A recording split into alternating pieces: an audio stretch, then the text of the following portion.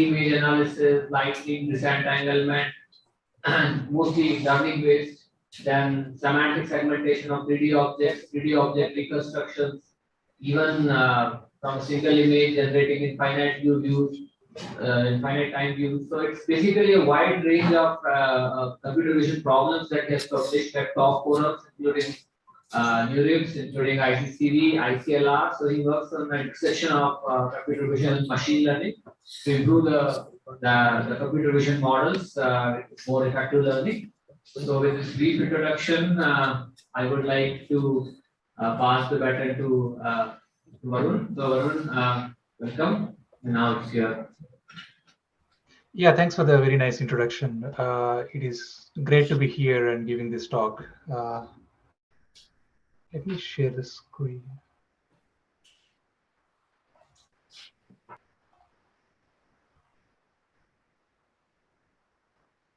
Can you see my screen?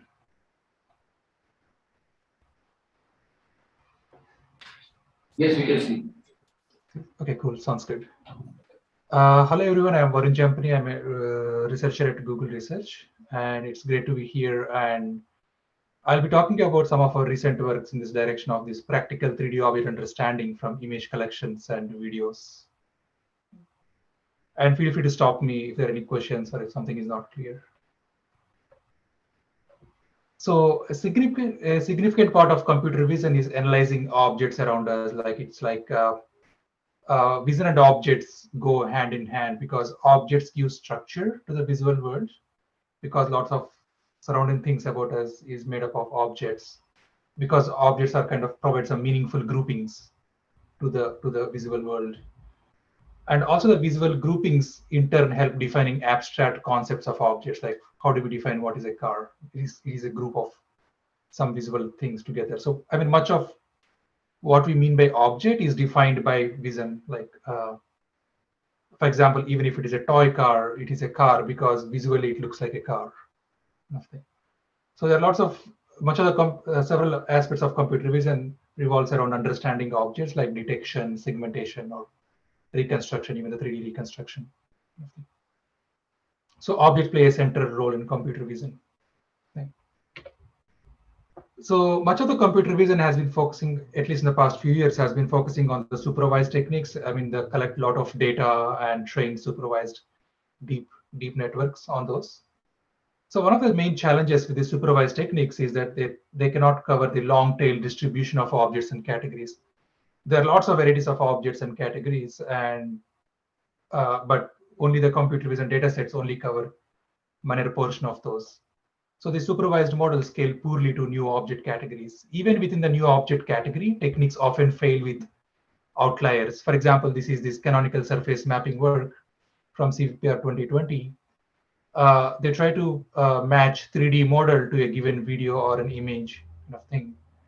So here they assume a single humped camel model, but it fails to work on like this, let's say this two humped camel model, camel images. So if we make some strong assumptions about objects and categories, they cannot scale to new object categories, or they even fail with outliers within that category, known categories. So in this series of works, our aim is to automatically discover object properties from images and videos in a self-supervised fashion, so that we can actually scale to like category agnostic. We can be category agnostic and scale to large number of categories in the world. So by object properties, I mean, it could be like different types of object properties. It could be like a geometric, like the shape of an object, like 3D shape, or depth, or viewpoint, or camera viewpoint, like these geometric aspects of an object. Or it could be like an appearance aspect, like this RGB appearance, like the color, diffuse albedo, specular albedo, roughness, and illumination, like how the object appearance is changing with respect. This is like a material properties. Or by object properties could also be like semantics, like it could be like a part segmentation, key points, or localization kind of thing. So how do we automatically estimate different aspects of these object properties and how they interact with each other? That is the high-level question that we like to address. So even without strong supervision, there are several images, especially videos and image collections, actually provide rich constraints to actually learn from those, to understand 3D in a self-supervised manner. For example, for videos, the optical flow provides strong correspondences. Optical flow is kind of like how the pixels are moving across pixels, across images, across frames in a video. So these kind of like showing the correspondences between pixels across different frames in a video. So since the object is moving, the recent optical flow techniques provide a nice, very good correspondences across pixels in across video frames. And also, in most of the videos, the background is static, and it allows for good camera estimation, like how the camera is moving. Nothing. So these constraints already provide very rich constraints to understand 3D aspects in a video, like a 3D. Let's say if you want to reconstruct this horse or human, they provide very rich constraints. I will talk how we use these constraints to reconstruct 3D in the later slides. And another set of these things is image collections. Like image collections are also quite common. Like by image collections, I mean, let's say if I type this CC-130 Hercules aircraft in Google image search or some other image search, we get these image collections. So even though these images are not annotated in terms of 3D or something, they all have similar geometry. All the objects here have similar geometry. So we can leverage this constraint that all the images should have similar object geometry kind of thing, and then use it as a self-supervisor to do some 3D reconstruction. So image collections are also quite common, not just videos. It's because by image collections, I mean set of images with common object category of interest. So they're also quite common, like this car image collection or face image collections. And the examples include image search results. If we search something for something in image search, you get some collection which has some common properties. Or photo collections of like let's say some personal photo collections. They also have common objects. And also the tourist photos of a landmark, like a Statue of Liberty or something like that. And they also have a very common object of interest there. And so the general self-supervised learning framework for 3D understanding is to actually analysis by synthesis framework. This is just like an oversimplification, but I just want to give like high-level general framework that many of the works fall into this general framework.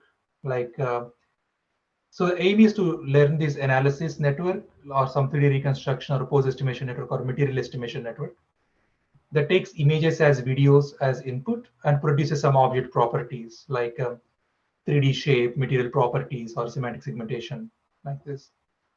And from these object properties, since we don't have ground truth supervision, we want to rely on self-supervision kind of thing. So we try to synthesize these features or pixels from these estimated object properties. Let's say from 3D shape, we want to render the image back using some neural rendering or some differentiable rendering kind of thing. And then to get the image back so that we can actually close the loop with respect to images, so that we can have some loss function with respect to images or a given video, with respect to image features or a video features, nothing. So this is just a general analysis by synthesis framework. Many of the recent works fall into this category, especially the self-supervised 3D learning approaches. There are still, even though given this general framework, this is a very generic, and there are still several unanswered research questions like, so what is a good representation of these object properties, and what are the additional self-supervised constraints that one could use? How would you model a very good differentiable rendering formulation that gives the very good images here or features here, kind of thing.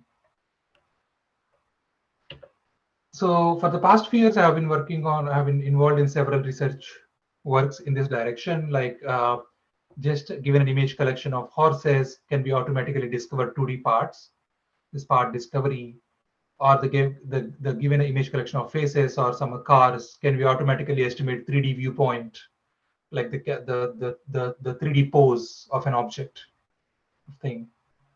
And given, let's say, flash and no flash image without any ground truth supervision, can we just automatically estimate shape and BRDF, like these material properties from these?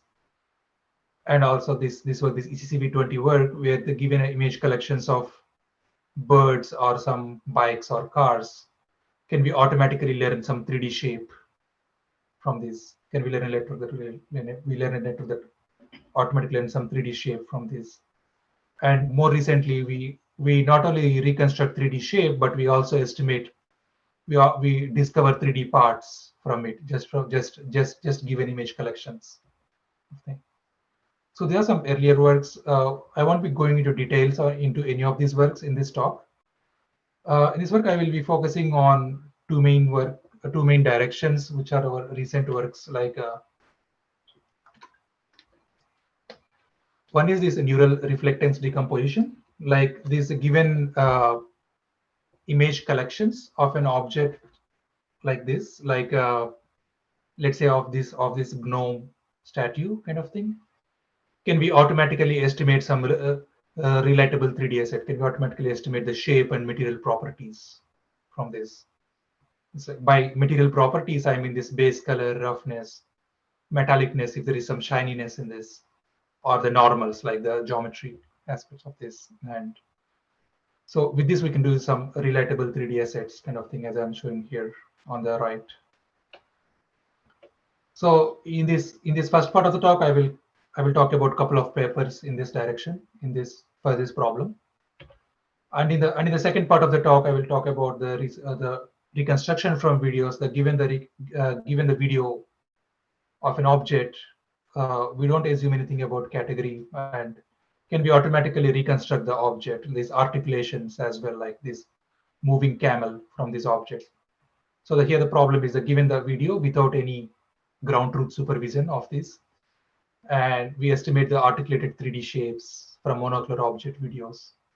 So this is the second part of the talk. I will talk about a couple of works in this space, a couple of our recent works. So the first paper I'm going to talk with this is NERD, Neural Reflectance Decomposition from Image Collections. So here the aim is the given, just to reiterate, the aim is the given the images of this object. So these images can be taken from a different illumination conditions. For example, a natural example here is, let's say, different tourists go to Statue of Liberty and they take the image of Statue of Liberty, and they take the image from different times of the day and with different cameras, and so each image looks different with a different illumination kind of thing. So given such an unconstrained image collections, so we want to decompose the shape, and we also want to estimate per image illumination and also the material properties like these base color, roughness, metallic, and normals from these image collections. So by explicit decomposition, if we have these explicit material properties, we can insert the object in a different environment, which is also called the relighting. So I can put this estimated 3D reconstruction, this 3D asset, in different lighting conditions and different environments, nothing like for the augmented reality applications or some gaming applications, we can use these assets. So this is a highly unconstrained problem and challenging problem because these are taken in different illumination conditions, and we have to estimate the shape and also material properties jointly, kind of thing. So there are actually two main challenges if we actually use this analysis by synthesis framework. So since we are for these object properties, we want to estimate both shape and also material properties. So we need to have a physically based renderer that takes shape and material properties and render some realistic image kind of thing. So the main challenge is rendering with BRDF and illumination. So we want to explicitly estimate illumination and also this BRDF. This BRDF means this bidirectional reflectance distribution function, which is kind of like material properties of an object. And rendering with this is usually quite expensive because we need to trace the rays and doing expensive rendering. And also the solution space is highly ambiguous. Like actually the same image can be explained with different shape and material properties kind of thing, because so the solution space is quite ambiguous to this. So we base our technique on this recent neural radiance fields. Many of you might be familiar with these. Like here, the aim is they encode the shape into this neural volume, they encode the neural volume into simple MLPs based on XYZ coordinates. So here the way it works is that like this MLP takes the 3D position and the viewing direction, and it produces the color, output color kind of thing. So each 3D position encodes a color and density, like the volume density, like how much of the object is there. So by actually querying this network along the ray, and we can actually render the novel views of things. So it works quite well, and it's this is the novel view synthesis work. It works with the multi-view images, and it works quite to give novel view synthesis results kind of thing. So there is an explosion of these works after this work, where they show very good results. Okay. So, but there are several limitations of this work, since this is implicitly encodes the shape and appearance, so it cannot do relighting. So we cannot insert this volume into some other lighting conditions because it does not reason explicitly about illumination and material properties. And also the images need to be captured in a single session. Like for example, all the images are assumed to be with the same illumination kind of thing. And also they have a long inference time because they are, some of these limitations have been partially solved in the recent literature. Like for example, this original NeRF has long inference time because you need to query this MLP at every point along the ray in 3D scene and for all the pixels in an image. Nothing. It is quite slow. So several of these limitations have been partially solved in recent literature. So I'm not going into these concurrent works or the several recent works. So we address several of these limitations in our NERD work in our NERD work. So we also estimate this NeRF-like implicit volume, where at each point we encode each point into MLPs, like we the properties at each point into MLPs. But instead of NeRF that takes 3D position and direction, we actually estimate density and material properties, a BRD of explicit material properties at each point along the ray. Like for example, we estimate this, the MLP takes 3D location as input and outputs density, like whether that point is occupied or not. And it also produces these normals, like these normals are like the direction vectors at each point along the surface, like this is geometry normals. And also diffuse albedo, what is the base color of this object, and also specularity, how much this object is reflective, like how much mirrorness is there, how much light it can reflect, how much shininess kind of thing. The specular is shininess, and the roughness is how much rough the object is. The rough is kind of like, for example, the phone screens are smooth, but the stones are more rough kind of thing. So by using these properties, we can actually do some very realistic rendering of an object in whatever view you want. So original NeRF directly encodes the viewing direction into the MLP, like implicitly encodes all of these, but we explicitly model these in 3D points here. Okay. So once we explicitly model these, we use the physically based differentiable rendering. So we use the output direction in the differentiable rendering to actually render the output images. So at each material properties, at each 3D location, so we query the points along the ray to get all of these base color, metallic roughness, and normals. And then we also optimize per image illumination, enabling learning on images in the wild. So we have images taken at different illumination locations. So we also optimize illumination for each image as well. So we actually model the illumination with spherical Gaussian illumination, which is kind of approximation of the environment illumination. So we use physically based rendering with BRDF and the spherical Gaussian illumination kind of thing. The spherical Gaussian illumination, which actually approximates this illumination, let's say this environment like this on the left, with some spherical Gaussians like this Gaussian blobs kind of thing. And this is implemented in differentiable rendering, and this NeRF in our we also optimize such illuminations as shown on the right here per each image in the scene, per each image in the collection kind of thing. So another key contribution of this work is that like we also model the we also get explicit 3D mesh out from a volume. For example, NeRF models only the implicit volume. So we also convert this implicit volume into explicit 3D mesh kind of thing. Like, for example, we sample points from the NeRF volume, and then we get the point cloud. And then we actually clean up this point cloud with outlier removal. And then from this point cloud, we convert this into mesh. So one of the nice thing with meshes is that like we can put meshes in any standard rendering engines you want kind of thing. So we get the mesh with explicit material properties. So we can just put this mesh in any standard rendering engines, and then we can get very fast renderings out kind of thing.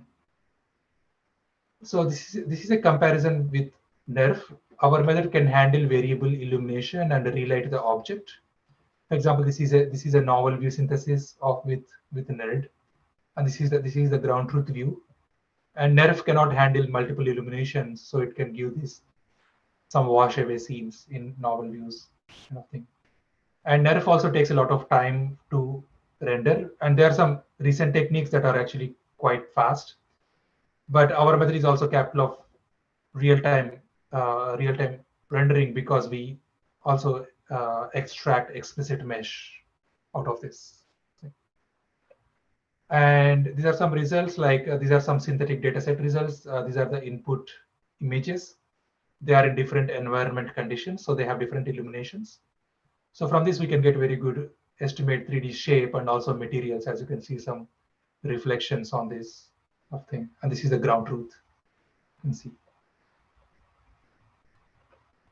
So this is under globe scene, and again, we can get nice material properties. As you can see, shiny steel kind material here, shiny metallic material here, and also nice reasonable shapes. It is not perfect. There is still scope for improvement. But given such multi-illumination images, we can get nice 3D properties and shape out of it. This is a synthetic chair scene. Again, we get a reasonable result, very good shape and material properties of this. And this is a real-world scene where we capture this gnome in different illumination conditions. And this is the input to our model, and we can get very good shape and material properties from this. As you can see, some nice shininess from this, and also nice geometry of this. So I want to show. So since we explicitly get the material properties, I want to show some interactive visualization.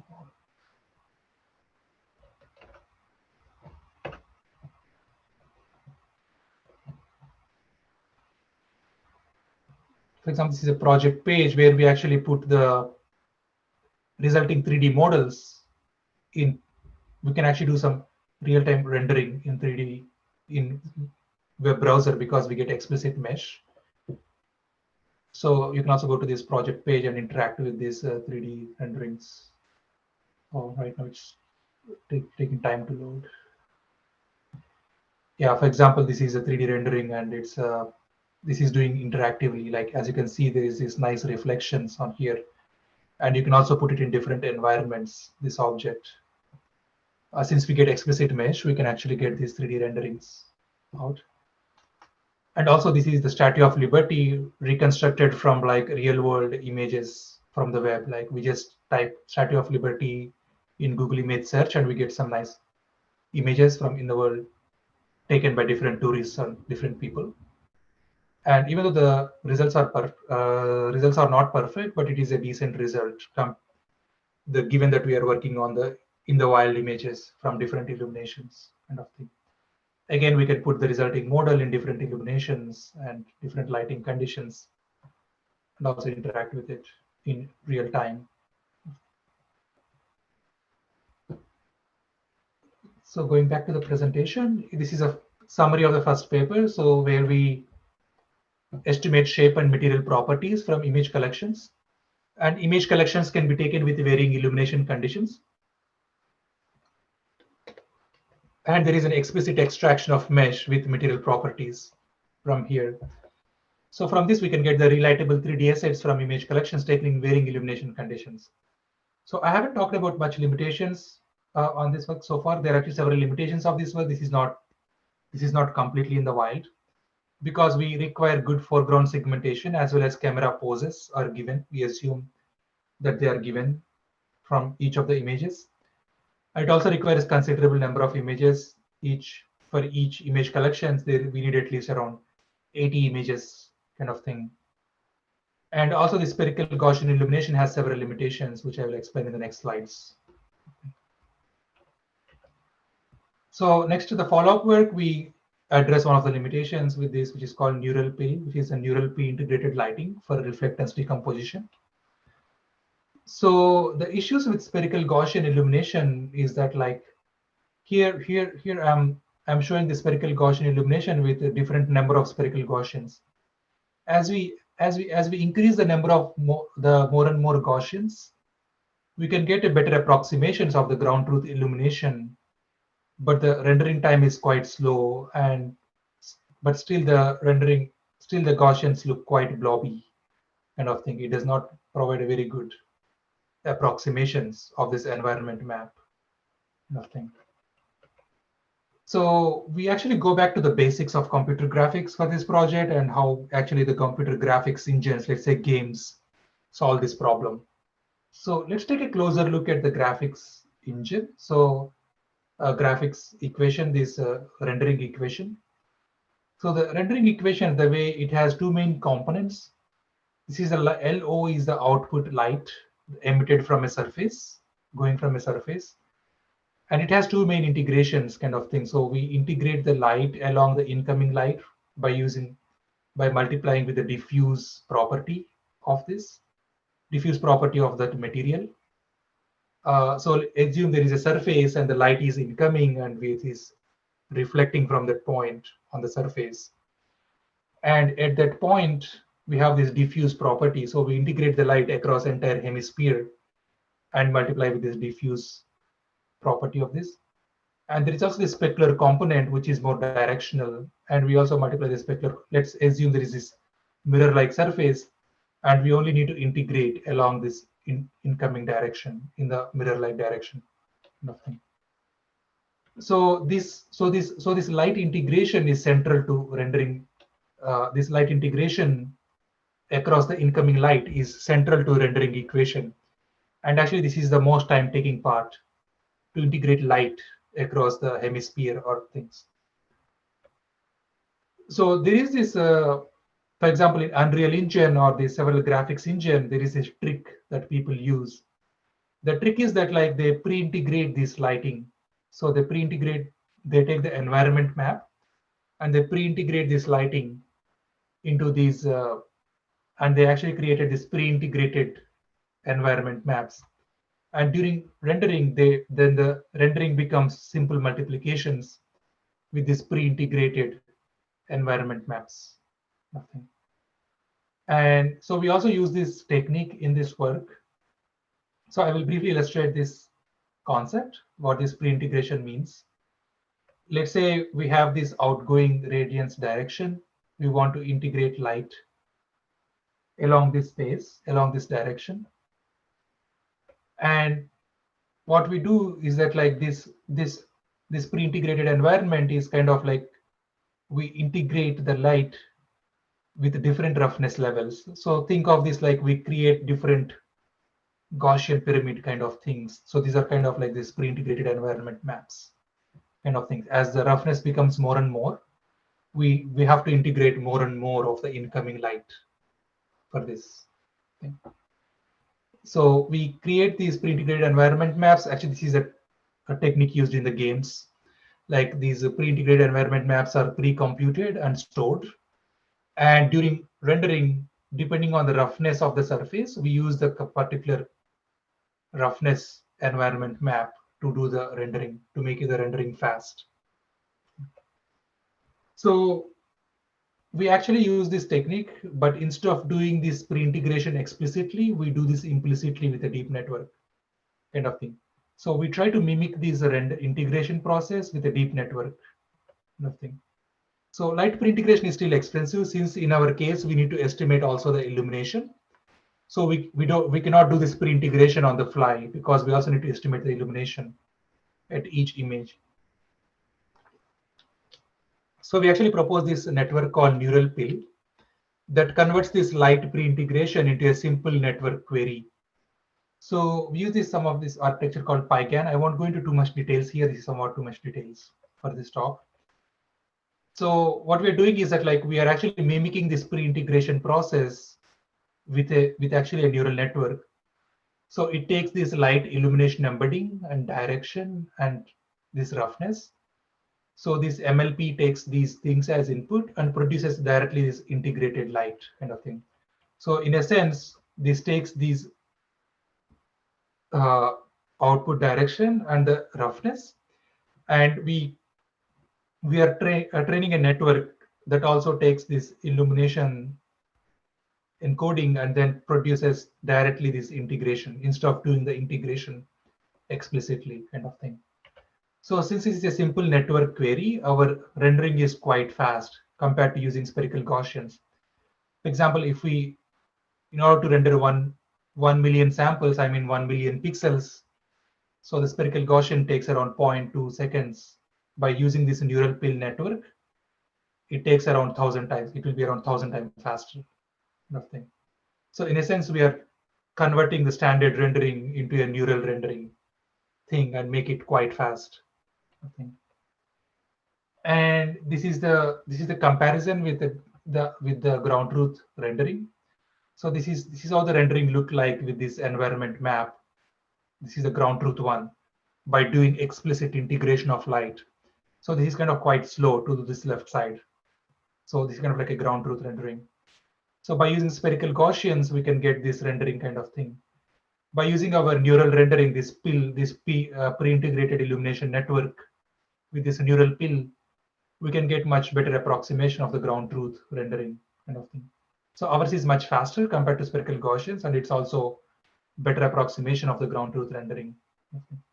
So at a high level, what we are doing here is that, like, we are actually mimicking the physically based rendering with a neural rendering with a simple MLP, multi-layer perceptron, nothing, so that we can actually back propagate faster and learn to do the differentiable rendering. So I will skip this in the interest of time. This is kind of too much details. We also learn some manifold for BRDF space, like this material properties thing. And these are some of the results with this novel view synthesis and relighting kind of thing. And so these are the results that I show with previously with the NERD. With neural pill, we also get similarly good results, and I mean even better results with faster rendering of thing. And these are some of the results on the real world scene. For example, this is a novel view synthesis. This is with original NeRF and NERD and neural pill. Compared to NeRF, NeRF has these floating artifacts kind of thing, and a NERD result is somewhat blurry. And with a neural pill, we get more details out of this. Yeah. So we get better results compared to previous work. So for the neural pill, the summary is that, like, we estimate shape, BRDF, and illumination from images taken under different lighting conditions. So it is the same. So it is the same setting as previous work.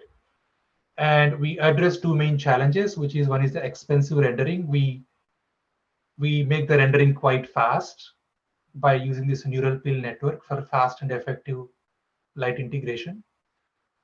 And we also, I'm not covering this talk much, we also learn some smooth manifold autoencoders to learn some embedding space for this. So we get state-of-the-art decomposition, view synthesis, and relighting results with this.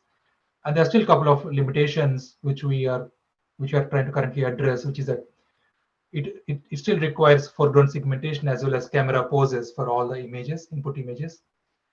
But sometimes we may not it is not easy to estimate camera poses for completely in the wild images, let's say, taken completely in different locations.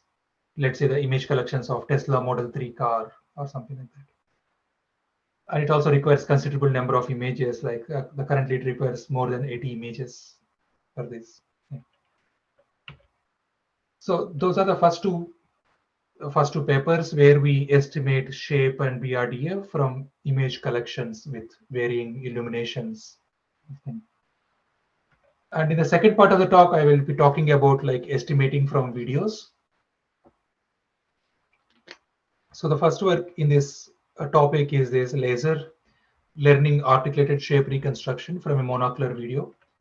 Here the aim is, given a monocular video like this input scene like this, like it's without any knowledge of an object, and we want to estimate the articulated shape, like this reconstructed shape, like this, with this articulation, like it is like these moving shapes, nothing. So this is also again this is completely category agnostic, and there are some existing works that assume some category level templates. Like there are several works that assume some human template. They work reasonably well, but they assume some human templates, and they cannot actually model the clothes kind of thing for this human. And for example, this another work that assumes this camel template, and it cannot model this two-humped camel kind of thing. So compared to this template-based works, we do not assume any template and get some nice, reasonable reconstructions.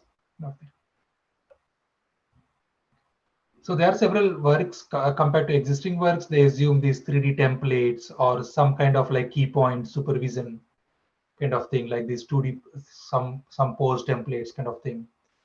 In our case, we are kind of like more free from, like we do not assume any template. We just assume we just start from sphere and deform it to make it like a nice shape kind of thing here. So we recover the articulated shape from video without relying on any template priors.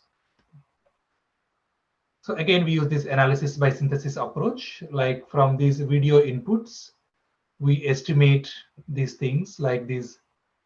We estimate 4 properties. One is the rest shape and bone transformations, like how it is moving, these articulations like bones. And we also estimate the skinning weights. Skinning weights is like linking how each of the point on mesh should deform according to the bones. And we also estimate the camera properties, like the camera intrinsics and also the pose changing across the images in a video. Nothing. So by these estimations, we use differentiable rendering to render the images back, and then have the loss functions with respect to given image. So we estimate these things by optimizing on a given video. So I will go through each of these properties that we estimate in the next few slides. So for rest shape, so we define the rest shape by deforming a mesh. We start with a spherical mesh and we deform each vertex into this shape. So we learn vertex deformations and also colors. So at each vertex, we learn what is a deformation vector and also the color at those points. Those things. This is the rest shape. And for bones, we actually learn for bones and the skinning weights. So we actually parameterize that in terms of these Gaussian things, these Gaussian blobs. These are like 3D locations and also the oriented Gaussian blobs. So at each bone is kind of like a 3D point, and also there's like a covariance matrix kind of thing that is kind of like spatially distributed in 3D kind of thing. So we also learn this. Yeah, that's how we actually parameterize the bones. So we actually randomly initialize these bones across the shape and optimize these bones. And we also learn this skin parameterization. This skinning weights is kind of like how these bones are related to this vertex kind of thing. So this is a technique used in graphics that, like, if you actually deform a bone, if you actually move the bone, how should the mesh deforms kind of thing. Like how should a mesh deform if we actually translate or rotate a bone? So we parameterize these skinning weights, nothing. And for cameras, we actually parameterize with standard pose, like the camera pose, and also camera intrinsics, like what is a focal length, kind of thing. So we actually use these properties, rest shape, bone transformation, skinning weights, and camera parameters. And we use some soft rasterizer, differentiable rendering, differentiable mesh rendering to render silhouettes. And also we render the texture, we render the images, and we also render the optical flow. We can actually render, since we have explicit 3D, we can actually also render the optical flow, how the pixels are moving across the frames. So we also assume that this ground truth segmentation is given, and we already have the video pixels, like the image pixels, and we also estimate optical flow using off-the-shelf optical flow estimator, and use the loss functions with respect to these rendered attributes, nothing, and optimize these properties. So we supervise using these object masks or these estimated masks, and we also use this VC and ROB. This is optical flow network that estimates the optical flow. And from these measurements and also from our renderings, from our differentiable rendering, we can optimize using some reconstruction losses by L2 losses or L1 losses with respect to these things. And then we optimize all of these in a gradient descent manner to actually learn all of these attributes for a given video. So we did not make any assumptions about the category of an object in the things. So it can work for a wide range of categories, this technique.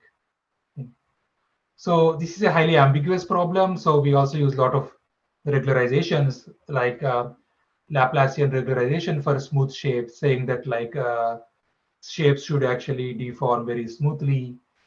And also the bones should move very smoothly. They should move linearly across time, across video frames. And we also assume that the object is somewhat symmetric, kind of thing. And so with all of these regularizations, we get quite good, reasonable results, kind of things.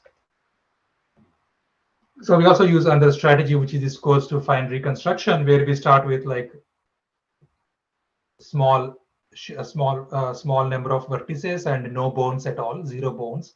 M is actually the number of vertices and bones is 0. So we get rough shape. And then we, as the training progresses, as the optimization progresses, we add more vertices to it. And we do the remeshing and we add more vertices and we add more bones to it. Now we add more bones randomly, like 20 bones, and we get slightly better shape. And we add even more vertices and even more bones to get more and more detailed shapes as the optimization progresses. So we find this trick is quite useful in practice to get very detailed shapes.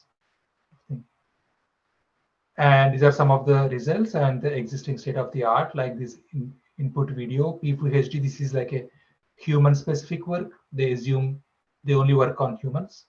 And the YB is also human specific works. And ours is a category agnostic, and we still get decent results compared to these works. And we can also model clothes because ours is category agnostic, and we can get decent also clothes, kind of thing. And this is another result on this camel video. Again, these two are this category specific works, this UMR horse and ACSM camel template. And ours is category agnostic, and we can get much better results. And as you can see, we can model these 2 humps. Existing works cannot model this category specific works. So since ours is category agnostic, we can also model some random shapes, like for example, shape like this. So we are able to get some nice, decent shape from these in a very self-supervised fashion. And we can get the reconstructions for a wide variety of objects. I mean, the reconstructions are not perfect. There's a lot of scope for improvement, but they are quite decent, given that they are completely self-supervised. I mean, we assume some segmentations are given. Other than segmentation, we don't assume any category templates or about any category. So in summary, we learn the articulated shape from monocular video without using templates or category prior. And we get comparable performance with model-based models and also applies to generic and unseen object categories. So it can work for quite a wide range of categories kind of thing. So that is one of the first works in this space, like that we can completely in the wild we can get nice reconstructions, reasonable reconstructions with articulations. So in the follow-up work, we try to improve these results, which is Visor, which we call Visor, which is a video surface embeddings for articulated 3D shape reconstruction. And so in the previous work in the laser, we only use the optical flow, which is correspondence across adjacent frames. So here we try to learn more robust pixel features for long range correspondences. For example, optical flow only tracks adjacent frames, but here we actually model connections between the long, far away frames as well. So the way we do this is that like we also learn a CNN that actually gets the image features, where we learn image features at each pixel. And we also learn an MLP that takes a 3D point on the mesh and also produces the feature. Nothing. And we also match the 3D features with these 2D features. That way we can establish some long range correspondences across all the frames in a video. Nothing. For example, with these learnable features, we can actually track this leg from across lot of video frames. So more specifically, this is a high level overview of this technique. So we learn a surface encoder that encodes each point into a feature. And also we learn a pixel encoder that encodes it. This is a 2D CNN that converts each pixel point into a 2D feature. And we use some embedding matching that matches these nearest neighbor embedding matching that matches these 3D features into these 2D features. And then we use this differentiable rendering to actually project these rendered features and these canonical surface locations kind of thing. And this is a very high level thing, and please see the paper for more details. And so the key idea is that like to actually learn some long range correspondences instead of just using optical flow. So the compared to laser, we get better results kind of thing. For example, for this video, this is the laser result, and this is the Visor result. On the top right is the Visor result, and this is the previous work. This is a laser, our previous work. We can get a better result, I think, compared to the laser. And yeah, since this work we model long range correspondences, we can also track each point across all the video frames, kind of thing. So we can track nicely across all the video frames, which is nice property of this work. And we also kind of throw in different videos together in a single optimization. So for example, we can actually put in different elephant videos together and then still learn this nice correspondences across videos as well. I think, and you can get nice reconstructions out of this. So for this paper summary, we actually do get this articulated 3D reconstruction from monocular videos. And the key technique here is that like we do this long range video correspondences with surface embeddings of thing. And the key aspects of this thing is that like this is template free. We don't assume any template, and it is category agnostic.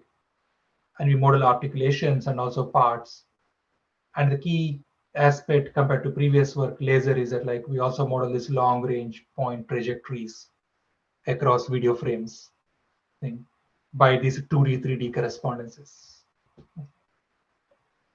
So overall, at the concluding remarks for this talk, so I talked about two main research directions. One is that given the image collections like this shown on the left, can we automatically get some 3D assets like a 3D shape and material properties thing. And another set of works I talked about is that given a video, how to automatically get some articulation and 3D shape out of it thing. And there's still a lot of scope for improving these works. These are one of the early works that attempt to do this in this space, and they get decent results. And but they still assume some things, like both of the works assume that perfect segmentations are given, and there's still a lot of scope for improvement for this work. And we are actually working on this research. And if and the future outlook is that to actually make this work more practical to work on any video and image collection in the wild, kind of thing. So the ultimate goal is that, like, to automatically convert any object in the world into 3D asset that we can actually use in any of the VR games, or like augmented reality environments, or uh,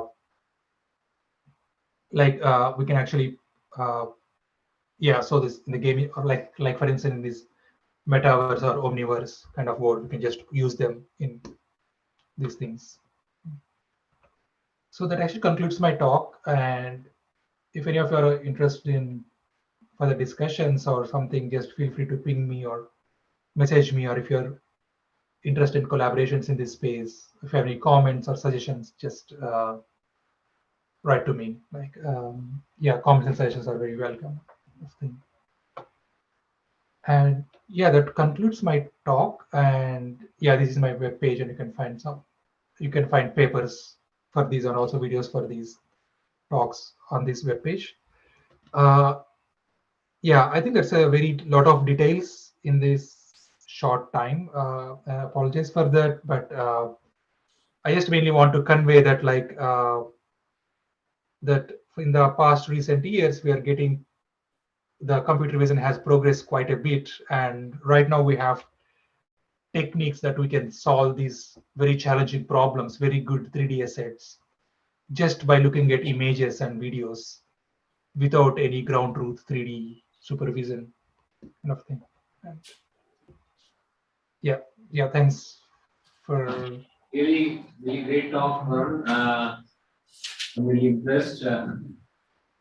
So, a lot of things you have already, as you said, right? Even overview of many interesting papers that you have published in the recent past. Any questions from the audience? Yes, there is a question. Hold on. Thank you. Most of the work, what you're saying that you require camera code up to now, isn't it? So you do collect that data as an input to your model, isn't that? And you cannot do as of now in the wild. yeah, for example, for these works on the left, for the image collections, we assume camera pose is given. But this usually fails if we have completely in the wild images. So jointly optimizing camera pose makes the problem much more harder. But we're currently working in the direction. So what's your question? My question was that as of now, like, what is your input as a camera pose? Is it all the intrinsic parameters which are also given in the model, or is it something else as a camera pose that you input in the model? Yeah, I cannot hear the entire very clearly because it's somewhat breaking up a bit for me. Like, so if I understand correctly, what is the input to the system? Is the camera poses are given as?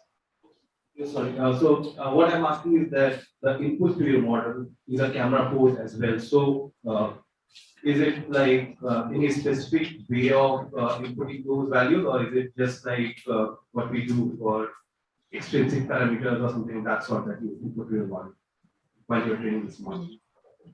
Yeah, so the way we use the camera parameters is in this differentiable rendering formulation. Like, for example, as I shown before, the general learning analysis by synthesis framework, we need to render the images back. We need to render the pixels back, kind of thing. Specifically for this work, we need to actually render these points along the ray with some camera. So along this camera, and actually the compare these images with a given image, kind of thing, and use it as a loss function. To actually, we need to know where to render the images. So which camera to use to render the volume, kind of thing. So that's how we use this camera poses and intrinsics to render the volume into an image. So does it? Yeah. My question, and one more question was regarding your estimating. So you are also estimating the bone's weight, right, for each of the objects. You mentioned in your talk as well that you are estimating the bone's weight. So is it like a predefined weight that you have to give for every object, or is it like a learned thing that you learn that bone weight as well for each object?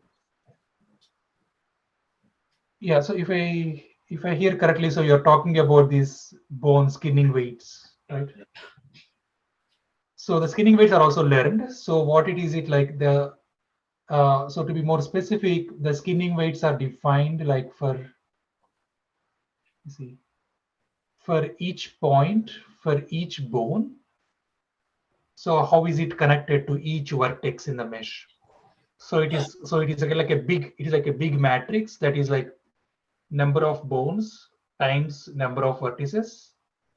So for each bone, it is actually showing what is how much each bone is connected to each vertex in mesh. So there is a kinning thing.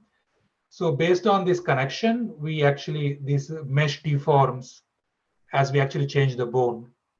So as shown in this animation here, as you actually move the bone, the mesh deforms. So as we move each bone, the entire mesh need not be affected by that bone. So here we are showing this in a soft color scheme where we give different colors for each bone, and these colors represent how much that vertex is attached to this bone, kind of thing. So we're actually learning these. These are not predefined. Okay. So for each object, you need to define that, isn't it? I mean, for each category of object, then, so it's not a very generic object-free problem, right? I mean, for each, so for example, here is a camera, and if there is a human, you'll have to define each bone weight or the those meshes as well for individual objects. Yeah, so if we, so here actually we just use the bones because bone as a word, but these are not actual skeletons. These are randomly initialized bones. As you can see, these can be anywhere on the shape. So for all the objects, we just randomly initialize the bones. These are not actual. Let's say for humans, these need not correspond to bones that we have. But the network has incentive to actually go explain these deformations using as few bones as possible.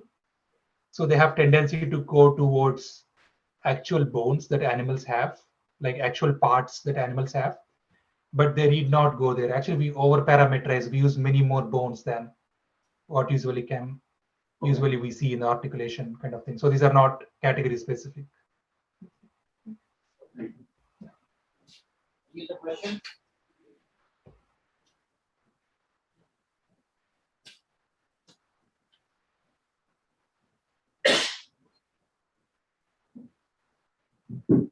Hello. I'm able to understand that we can reconstruct the object in your NeRF paper, but what I cannot get is that can we actually reconstruct the scene itself? Because the input, it is different. We have different scenes.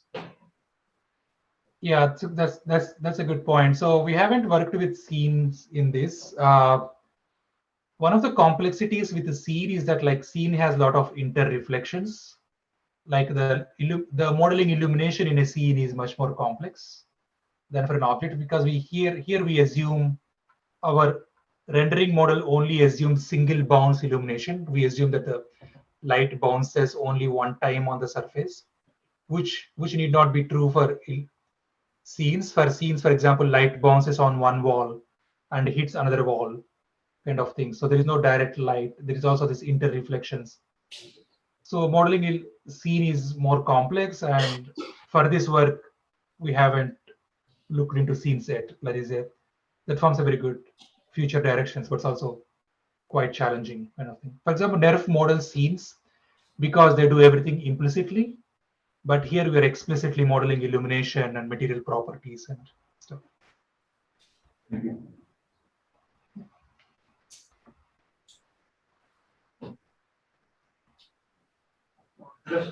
I had two questions. One was regarding the size comparison between nerd and no in terms of storage. And the second one was about maybe light on in laser and budget. Okay, yeah. Can you speak slowly? I cannot hear very clear.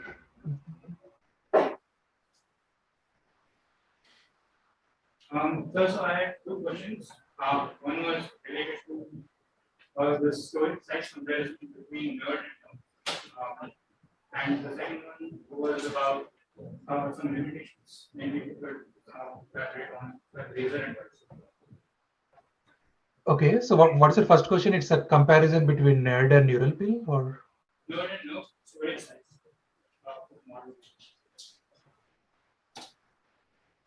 sorry, it's not very clear actually. Sorry.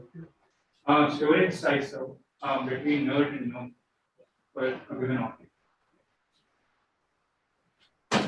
Sorry, I'm actually missing some keyword like. So the question is, what is the difference between the storage size of the memory footprint of between nerd and nerd?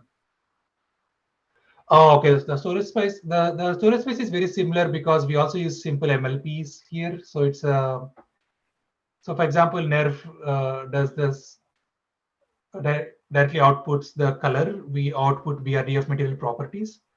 I think we use very similar size networks as NeRF. So the storage space is very similar to original NeRF. Okay. The second question was limitations of the visor and the previous work. Yeah, the limitations of laser and visor. Yeah, the main limitations I would say is that like we assume the perfect segmentation masks are given. So we assume that the perfect segmentations for each frame in a video is given, which is not possible. Like, for example, it is not possible. Usually, it's very difficult to get perfect segmentations for video, but certain data sets like Davis provides those, and this is so we can only experiment on those images data sets. And so that is one of the main limitations in your opinion. And the second limitation is that like the results are still not perfect. Like sometimes these very thin structures like legs are still somewhat missing in the results. I think, for example, here in this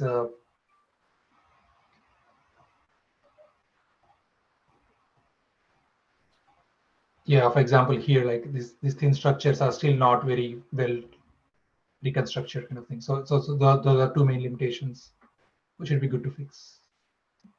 Okay. Any other question? So I have a couple of them. Avinash here. The first question is, like you're assuming a compact model, right? I mean, compact object without boundaries. So when you deform a sphere, is that correct? So are you asking about this image collection work or this? No, visor and laser. We are assuming to a spherical object, right? To start with the template that you're deforming. Yeah. We assume some spherical. So this can only model topology of like genus 0. Like there is no cannot model holes kind of thing. Okay. That's actually good. That is actually a good point. That is also a limitation. Yes. And one more thing, do you have like so you have shown visualization in some cases 360-degree also, but like if you don't have enough view of the object, let's say it poses problem, right? I mean, typically, like I deal with monocular images, but in your case it's multi-view, right? And of course, multi-view is across time where there's articulation. But if you don't have a view of the certain part of the body of the animal or human, how do you really? What kind of plausible is it? The symmetry which is helping you there, or? Yeah, exactly. It is actually a symmetry. For example, here we don't have complete 360 views. We only have, let's say, so we observe if we have around 90 degrees view, that is already reasonable, like 90 to 120 degrees of coverage. That's already reasonably good for this technique because we use strong assumption of symmetry. For example, here the object is symmetric, and that's a symmetry is assumed in extrinsic space or intrinsic space. Symmetry is assumed for the mesh. Like for example, we assume that symmetric plane. We So estimate that's symmetric extrinsic, plane. right? I mean, the rigid pose you are trying assuming to be symmetric, right? Yeah, for any object, we assume it is actually a symmetric. So, for example, here, as if you see this shape, it's actually symmetric, but it need not be completely symmetric. And you also see some, and you also see some kind of like line in between that may not become. You see some seam. And one last question is, we are assuming the object to be non-rigid maybe, but not stretchable, right? So for example, dealing with digitizing classical dance forms like Bharatanatyam, right? So the sari unfolds, right, itself. So this kind of thing can deal with that, your approach? Oh, sorry, can you actually say the So I'm dealing with example again? Classical dance forms, right, in India. So, classical dance forms. Right. So if you are wearing somebody performer is wearing a sari, which unfolds as the body pose changes. Do you think the method could scale up there? Yeah, that's actually a good question. Actually, that's I think these deformations can actually model to some extent. It can actually, for example, these skinning weights can actually make the vertices go closer and go away from each other a bit, but it's only very minimal kind of thing. So it cannot model complete.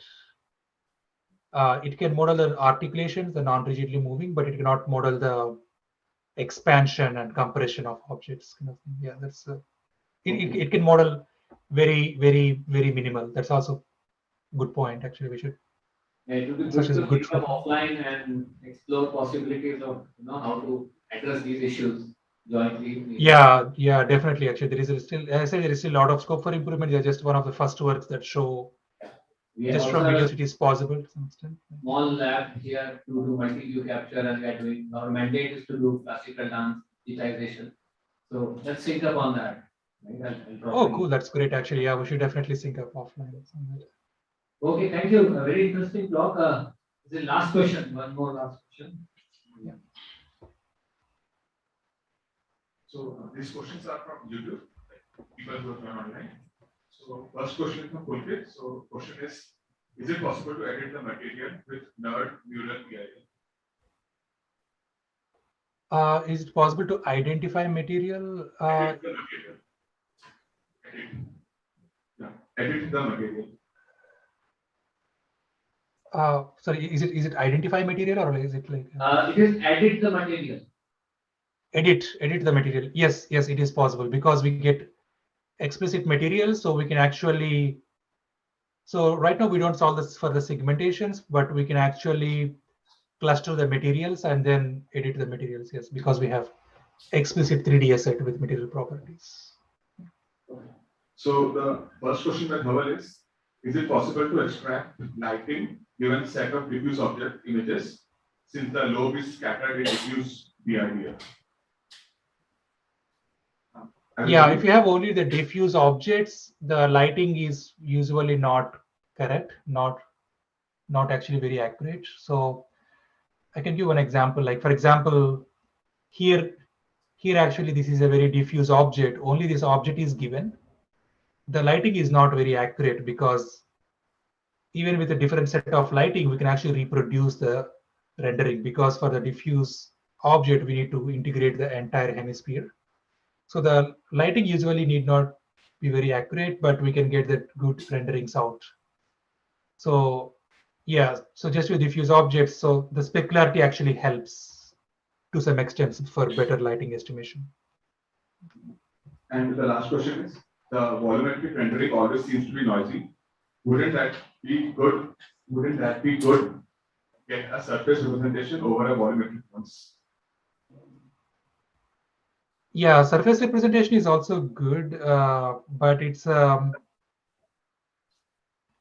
but actually surface representation has some of the limitations. For example, we use surface representation in laser and visor.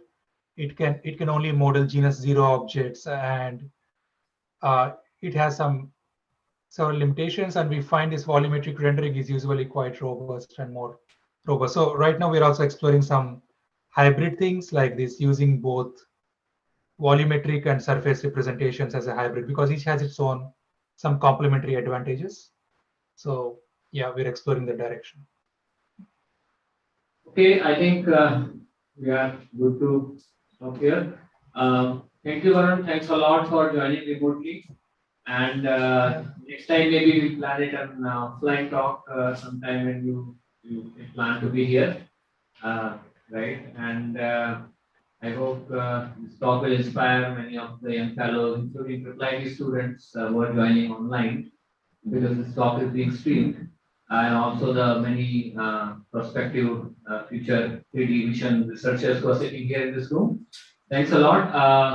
Of course, we can't hand over a moment or something to you, but we are emailing you a Amazon gift voucher, right? So you can choose what gift you would like to. Okay. Great. Yeah, thanks. Yeah, thanks for the invite. And yeah, also I'm hoping this will also ignite some collaborations, and I'm quite looking forward to the collaborations with students and faculty. Yeah. Okay. Thank you. Yeah, thanks. Bye. Yeah, thanks everyone. Yeah, bye.